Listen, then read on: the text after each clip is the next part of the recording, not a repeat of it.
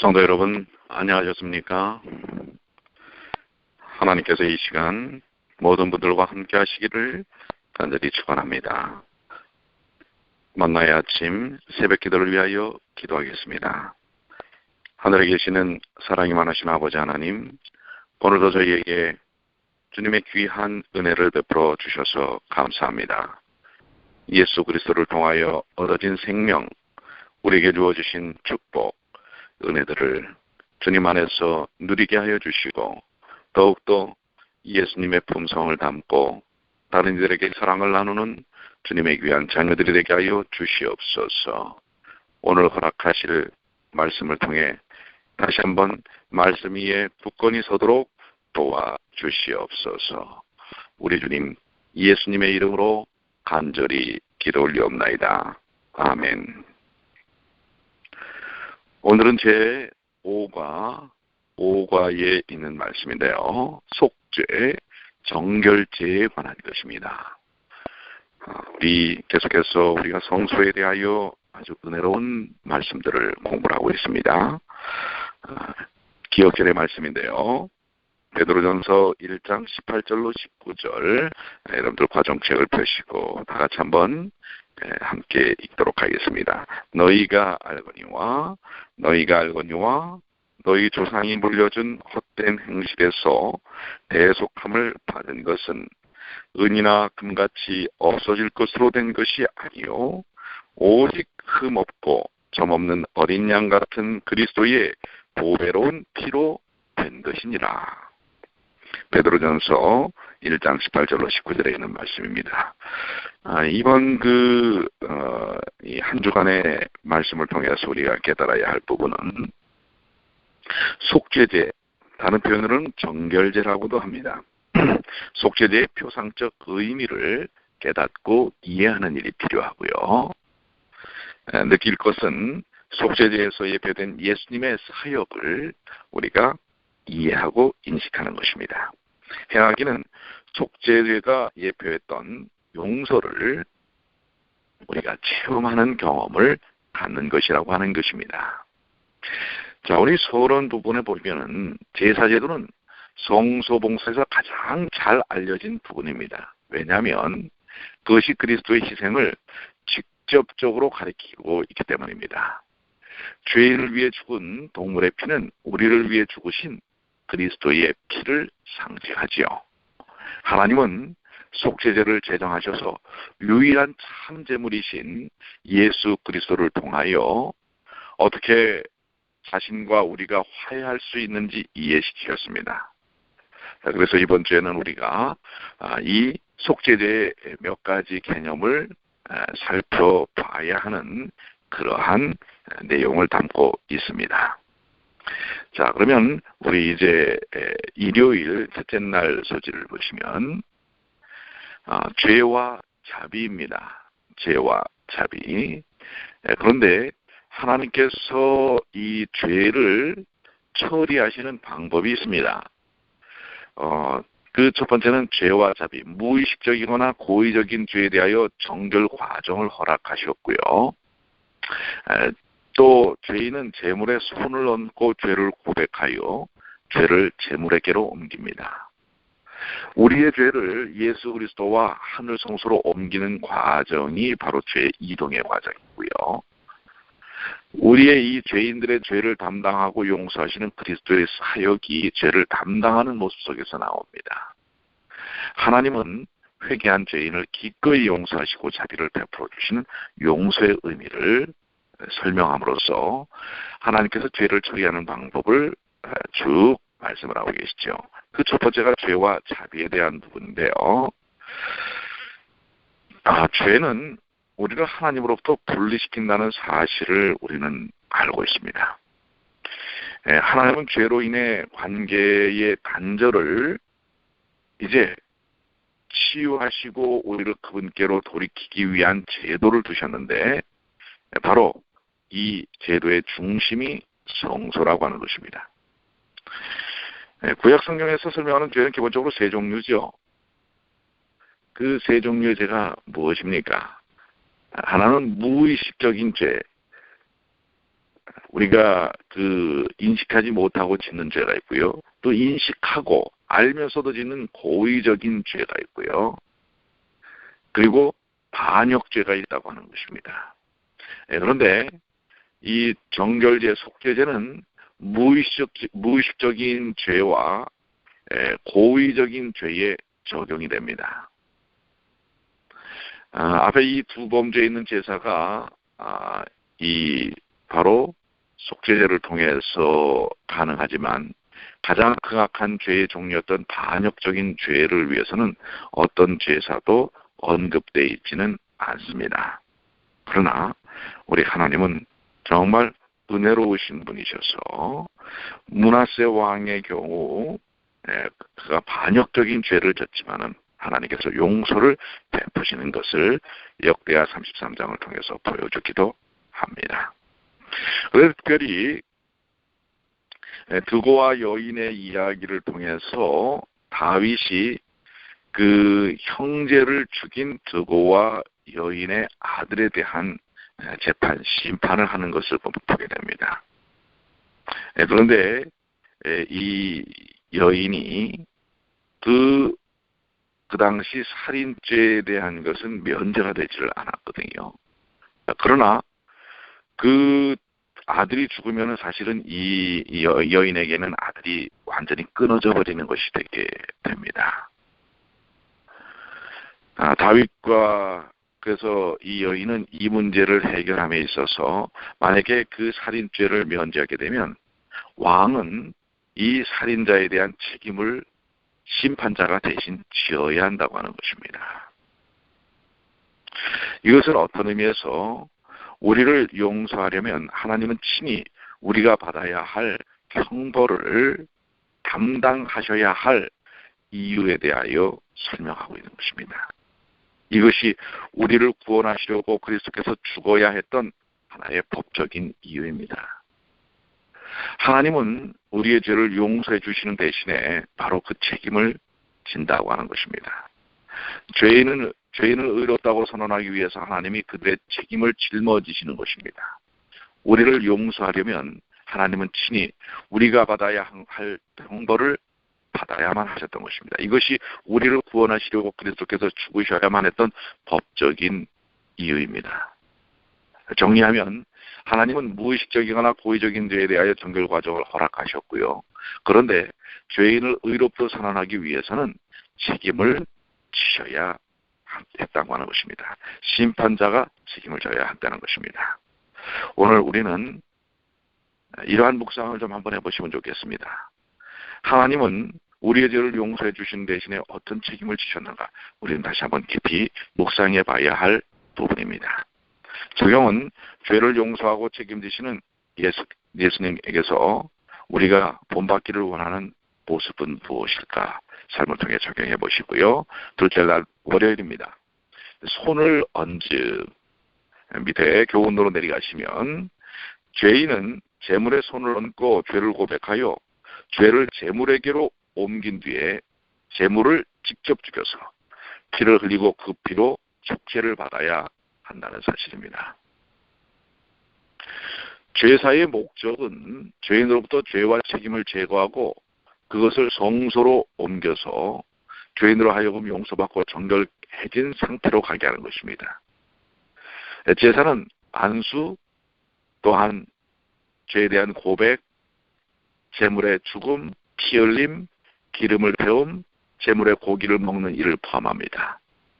재물은 가져온 죄인일지라도 오직 피의 제사 후에 용서를 받았습니다. 안수는 제사에 있어서 하나의 중요한 과정인 것입니다. 희생제물을 드릴 때 죄인은 제물을 위해 어떤 행동을 하는지를 한번 정리해 보겠습니다. 다시 한번 정리해 보면 제물, 그 가져온 양이나 이런 제물 위에 손을 얹고 안수합니다. 안수할 때 자신의 죄를 고백합니다. 자신의 죄가 제물에게로 옮겨지지요. 죄인이 직접 제물을 죽여 피를 흘리게 합니다. 이것은 자기 대신 제물, 예수님이 대속적 희생을 당하였음을 깨닫는 것입니다. 죄인은 제물에 손을 얹고 죄를 고백하여 죄를 제물로 옮긴 뒤에 제물을 직접 죽여서 피를 흘리고 그 피로 속죄를 받아야 하는 것입니다. 자, 여러분은 속죄를 위하여 누구의 머리에 안수하셨습니까? 누가 우리의 제물이 되셨습니까? 한번 우리가 깊이 묵상해 볼 부분이지요. 적용은요, 구약시대에는 죄인이 제물을 죽임으로써 죄의 심각성을 깨달았습니다. 그렇다면 지금 우리는 어떻게 그 심각성을 잊지 말아야 할까요? 이 양을 잡는 일이 정말 죄 없는 양을 잡는 일을 통해서 내 죄가 얼마나 극악한지를 제사제도에서는 죄인이 깨닫게 되었습니다. 그런데 오늘날 우리는 이 죄사함 속에서 내 죄가 누구를 죽게 했는지 정말 심각하게 깨닫는지 우리는 다시 한번 살펴봐야 할 부분이 아닌가 생각이 됩니다. 나의 죄는 예수님을 죽게 했다는 사실입니다. 이 사실을 우리가 깊이 있게 생각하고 받아들여야 할 부분입니다. 셋째 날입니다. 화요일입니다. 죄의 이동입니다.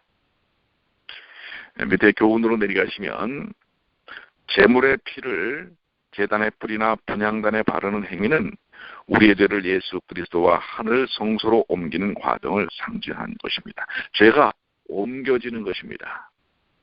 자, 제물의 머리에 안수하고 제물을 죽인 후에 피를 처리하는 과정을 한번 설명해 보면 제사장은 희생의 피를 번제단의 뿔에 바릅니다. 피가 포함되어 있는 이 행위는 속죄와 관련이 있는 것입니다.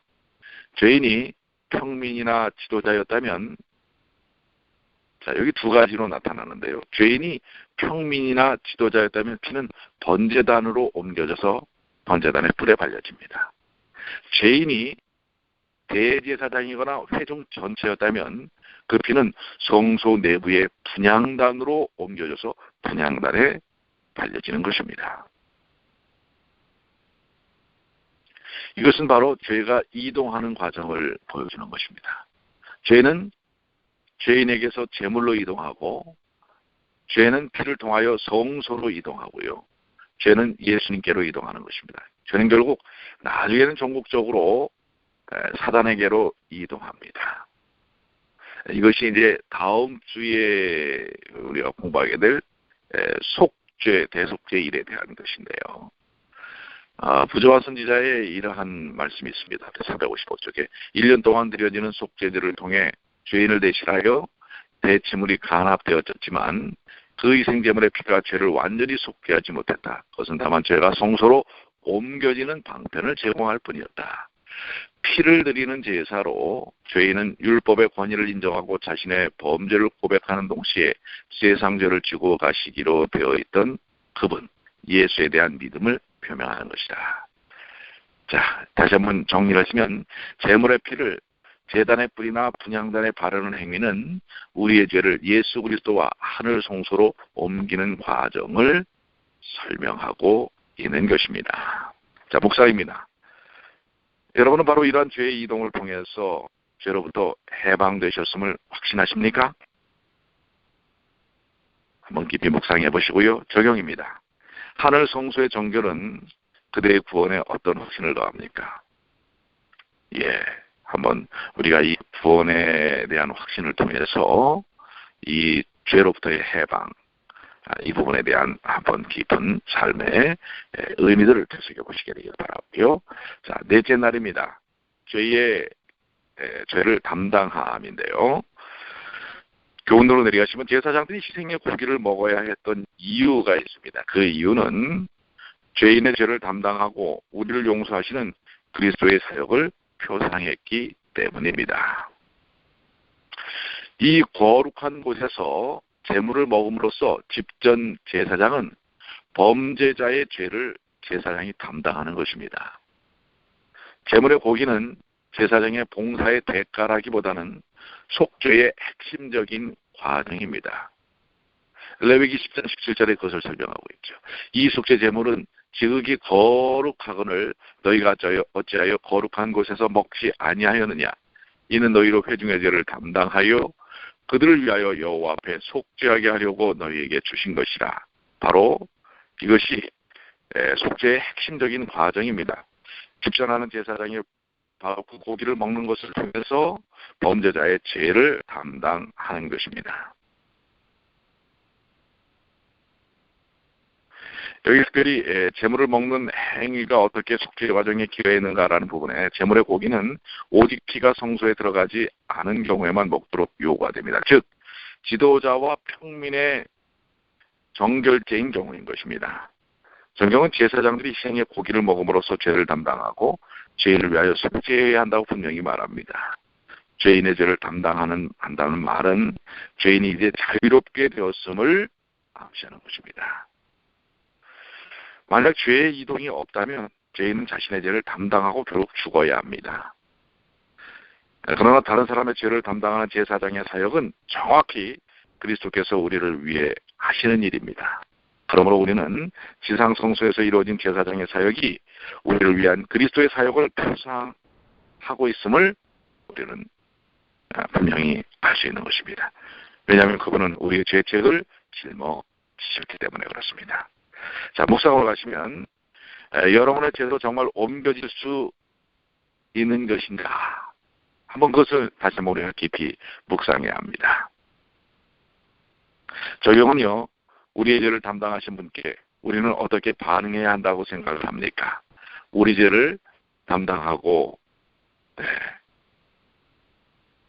그것을 먹었던 제사장처럼 예수님께서는 우리의 죄를 담당하셨다고 하는 것입니다. 특별히 성소의 제물에 피가 들어가지 않는 고기죠. 즉 지도자들과 평민들을 위한 정결죄의 경우에 이야기하는 것을 말씀하고 있는 것입니다. 이것은 그리스도의 사역의 표상이라는 사실을 다시 한번 기억하시고요. 다섯째 날 용서입니다. 교훈으로 내려가지만 하나님은 회개한 죄인을 기꺼이 용서하시고 자비를 베푸시며 우리도 그분의 품성을 본받기 바라고 계십니다. 자, 여기 특별히 미가서 7장 18절로 20절에 있는 말씀을 한번 좀 보면은요. 주와 같은 신이 어디 있으리까? 주께서는 죄악과 그 기업에 남은 자의 허물을 사유하시며 인애를 기뻐하심으로 진노를 오래 품지 아니하시나이다. 다시 우리를 불쌍히 여기셔서 우리의 죄악을 발로 밟으시고 우리의 모든 죄를 깊은 바다에 던지시리이다. 주께서 옛적에 우리 조상들에게 맹세하신 대로 야곱에게 성실을 베푸시며 아브라함에게 인애를 더하시리이다. 이 말씀에서 우리는 어떤 하나님의 모습을 보게 됩니까? 이 말씀은 하나님이 왜 비할 데 없는 분인지 아름답게 묘사하고 있습니다. 그 이유는 용서하시는 그분의 사랑과 은혜 때문입니다. 미가서에서 드러난 것처럼 용서의 자발성은 하나님의 현저한 속성인 것입니다. 그분의 품성인 것입니다. 하나님이 여러분과 저의 죄를 사유하시는 이유와 목적이 무엇입니까? 이는 우리를 대하시는 하나님의 두 가지 차원을 드러내는데요. 그분은 회개한 자들을 용서하시고 악인들은 벌하십니다. 두 가지 모두 하나님의 속성입니다. 그분은 구원자이시고 심판자이십니다. 하나님의 품성을 설명하는 이 두 측면은 보완적이지 상충적이지 않는 것입니다. 대립하는 게 아닙니다. 매우 보완적이고 두 가지 측면을 함께 포함하고 있는 것입니다. 자비하신 하나님이 공의로운 하나님이 되기도 하시고 이런 사실을 알아야 그분의 사랑과 용서 그리고 그분의 궁극적인 공의를 확신할 수 있는 것입니다. 정리하자면 하나님은 회개한 죄인을 기꺼이 용서하시고 자비를 베푸시며 우리도 그분의 품성을 본받기를 바라십니다. 그러나 죄악을 그대로 품고 있는다면 그것은 심판할 수밖에 없는 것입니다. 이제 우리 한번 좀 이번 과들을 다시 여러분들 보시면서 이 용서가 정말 우리에게 어떻게 다가오는지 우리는 깊이 생각해 봐야 할 것입니다. 이 용서의 수단이 백성을 위해 고통당하시는 분에게서 유래되었습니다. 이사야 53장에 바로 예수님께서 우리를 용서하시기 위하여 그 모든 고통들을 다 받으신 것입니다. 이것이 하나님께서 우리를 위하여 보여주시는 정말 아름다운 모습인 것입니다. 묵상입니다. 하나님이 여러분의 죄를 사하시는 이유와 목적이 무엇이라고 생각합니까?